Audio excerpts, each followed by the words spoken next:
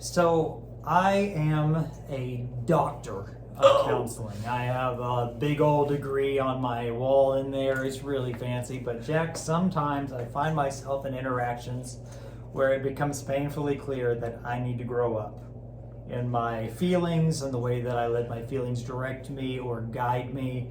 Sometimes you just gotta grow up. How do you help someone who needs to have that awareness, or how do you help somebody who already has it to know how to do it? Well, I'll tell you this.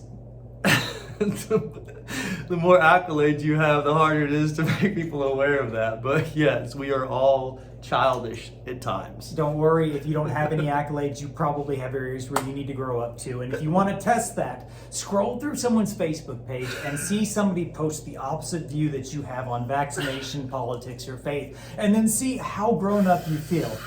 If we are angry and we react like a child, because yes, things do make us angry, but we don't have to call people names or dismiss people categorically.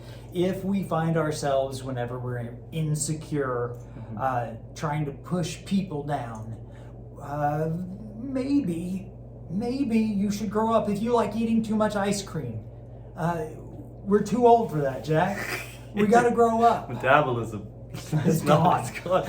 No, I agree with that. And you know, I think when I, even in my own childish ways, when I get that way from time to time, I really think that there are two kind of basic negative beliefs that people have about themselves, where all your kind of childishness and your selfishness and all that stuff kind of stems from. One is I'm not good enough, and the other one is it's not fair. I'm a it's not fair guy, but I find myself getting childish. I can always look down deep inside and find a reason where I'm thinking this isn't fair, and it brings me into that kind of childish emotional state. So I would look and see which one are you? Is it it's not fair, or is it I'm not good enough? And I can almost assure you that every time you get that way, you can find it stems from one of those things. One of the characteristics of children and teenagers is an egocentricity, meaning everything is about them, what they think, what they should have, what they want.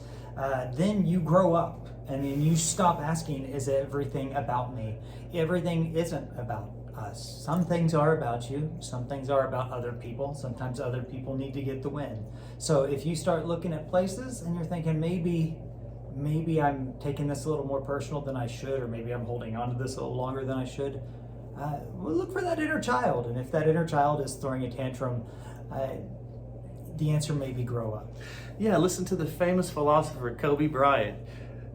Yes, Kobe Bryant. When he got into the league, he viewed himself really highly because he was a high school player that got drafted by the Lakers. He came into the league, and guess what? He didn't start.